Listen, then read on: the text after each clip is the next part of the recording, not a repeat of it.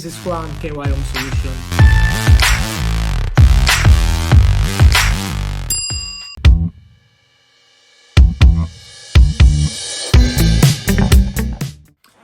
What's up everyone, welcome back. In today's video I want to talk to you guys about living in Canada without English. So a lot of people from different communities reach out and they say, hey, I want to move to Canada, but my English is not good yet, or like I'm studying English, or like I have zero English but I have a lot of experience doing something, and I'm wondering if I will be able to get a job offer. Well, let's start saying that there are different ways for you to move to Canada. And I'm not an immigration agent or anything like that.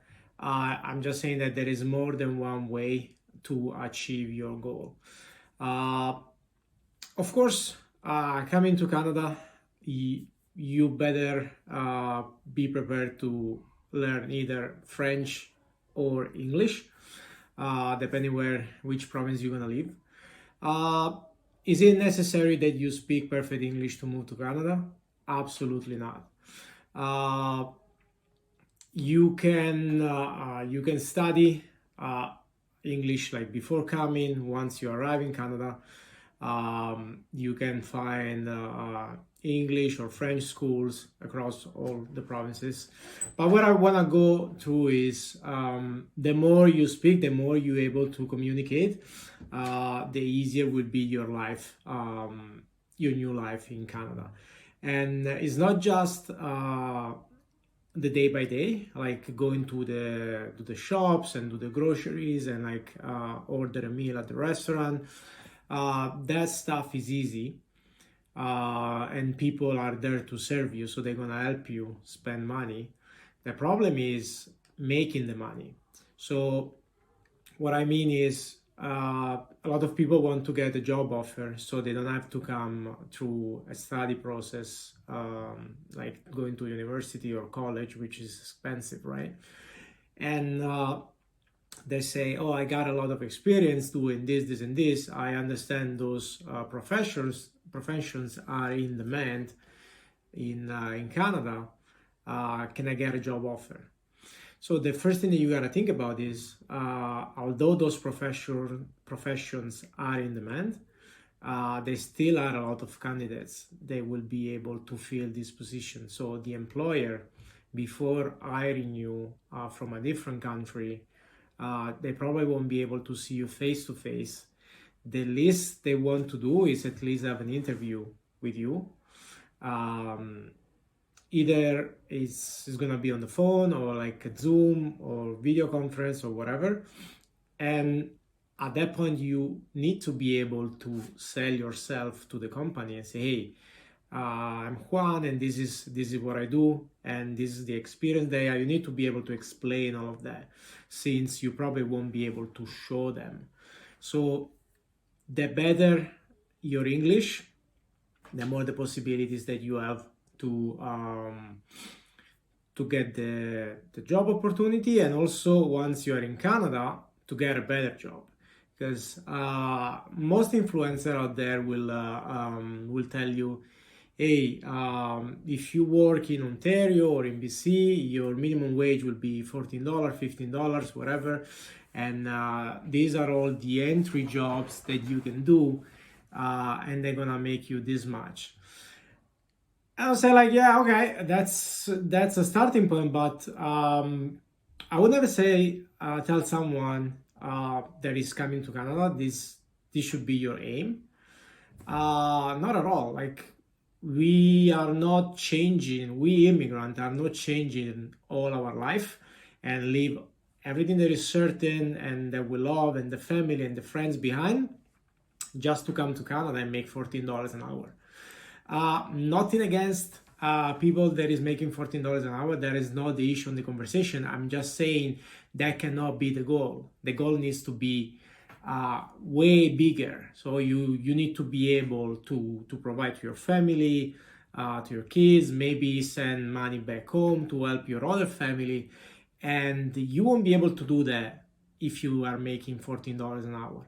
But unfortunately, you won't be able to pass that level unless you do something that is very specific and doesn't need interaction with other people, or you are good at what you do and you are able to improve your status by getting new jobs and getting like higher positions, and you're only gonna get there if you are able to communicate and sell yourself.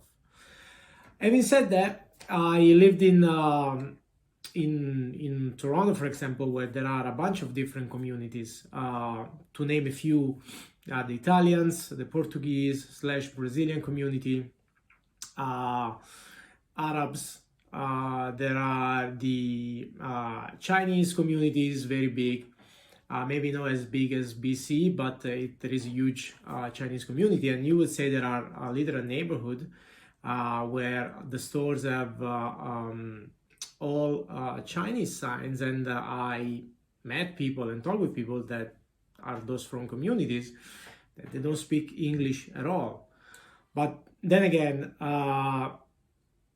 if you take those people out from that ecosystem, they're dead in the water. Like, they are not even able to order a meal at McDonald's.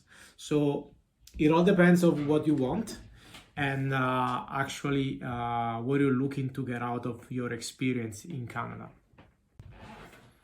So in conclusion, to wrap it up, I think like people that is wanting to come to Prince Edward Island and wants to relocate here and wants to get a job offer, and like if you are still back home and you just start working or your Canada plan, take the language very seriously. Study English over here will be more expensive, probably. They do it in your own country. When you arrive in Canada, life will be probably more expensive from the life in your country. So you want to be able to contribute and to earn money as soon as you can. And unfortunately, English is a big component for that goal. So my advice to you is don't lose hope. Do your best. Try to learn as fast as you can. And don't worry if it is not perfect. My wife, Eliana, when we came to Canada, she spoke like zero English, and she got a couple of entry-level jobs in a production plant. But soon enough, she realized that she wasn't speaking to anybody. And so she thought, like, how good is that for me? Like, I came here and I started working because I wanted to improve my English skill. But if I am working on a machine all day and I don't speak with anybody, what good does it do to me? Yeah, I'm making some money, but I am not evolving. So look for a kind of job that can be entry level, especially when you don't speak English yet, but at least that gets you exposure with other people. They can be immigrant as yourself, but they probably are like in a better place and they know a little bit more. So you can start like practicing and learning with these people. And don't be afraid. Canada is a great country. People is super friendly, and they are very patient with immigrants. Because immigrant is a big component, a big chunk of the day-to-day life. So people are used to immigrants that they don't speak English perfectly yet. So people understand that, and we help you out.